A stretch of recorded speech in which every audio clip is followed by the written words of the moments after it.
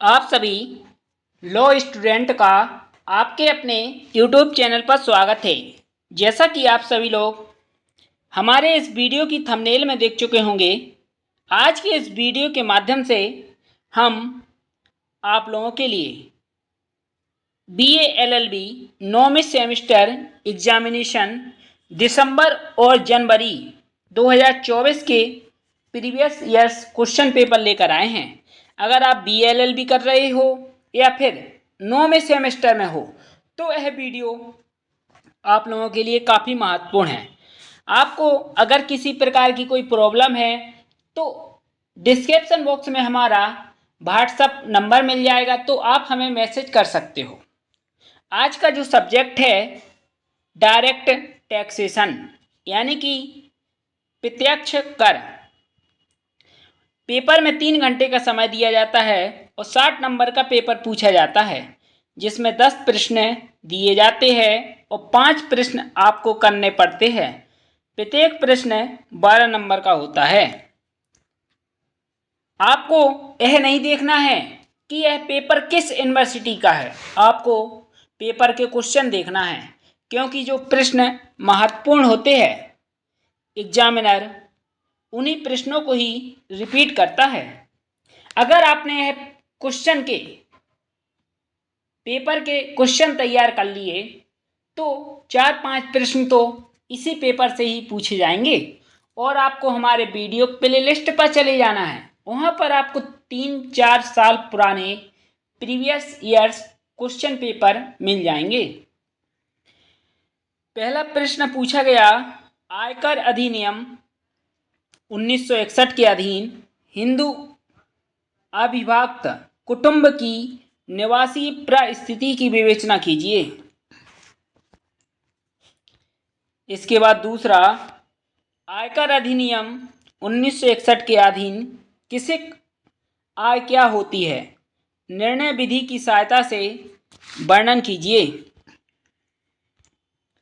तीसरा, आयकर विधि के अनुसार आय क्या है, इन 8 महत्वपूर्ण आयों की व्याख्या कीजिए जिन पर पूर्णतः छूट प्राप्त हो, यानी कि जिन पर पूर्णतः छूट प्राप्त है।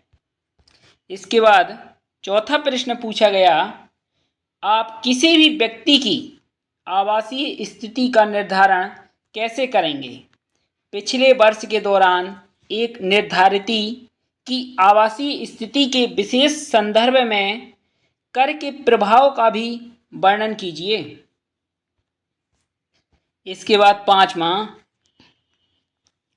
वार्षिक मूल्य की परिभाषा दीजिए तथा मकान संपत्ति की आय ज्ञात करने के लिए वार्षिक मूल्य में घटाई जाने वाली स्वीकृत चुनौतियों का वर्णन कीजिए।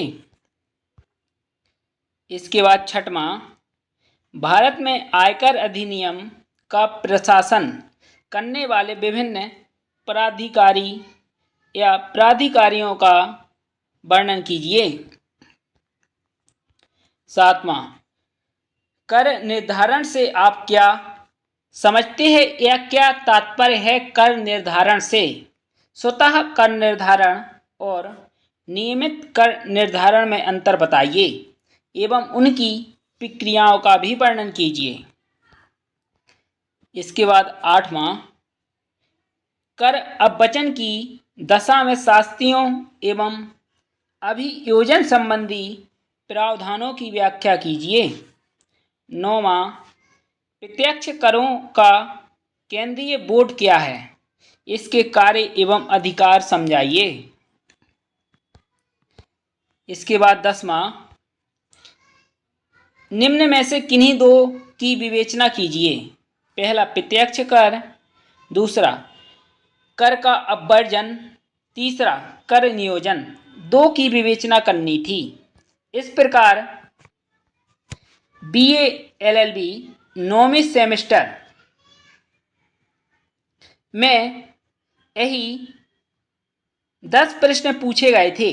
अगर आपको कोई प्रॉब्लम है तो डिस्क्रिप्शन बॉक्स में हम आपको अपना नंबर दे देंगे, तो आप लोग हमें व्हाट्सएप पर मैसेज कर सकते हो या फिर कॉल भी कर सकते हो। धन्यवाद।